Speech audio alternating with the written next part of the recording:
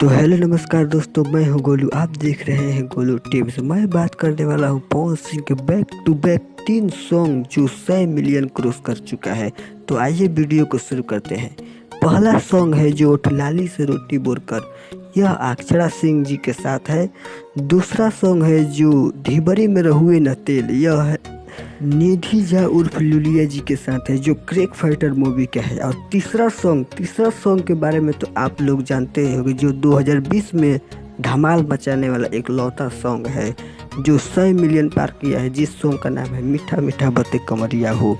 यह ऑडियो भी 33-35 मिलियन गया है और वीडियो तो धमाल ही मचाया है। अब तक 120 मिलियन से व्यू ज़्यादा क्रॉस कर चुका है। मुझे उम्मीद है कि आप लोग इस सॉन्ग को और बहुत बड़ा बनाएंगे, क्योंकि यह एक पावर स्टार पवन सिंह का सॉन्ग है।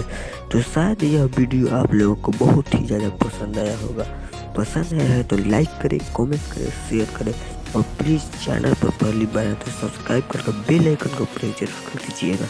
और मैं इसी प्रकार से अपने चैनल पर वीडियो लाता हूँ पावर स्टार पवन सिंह से रिलेटेड।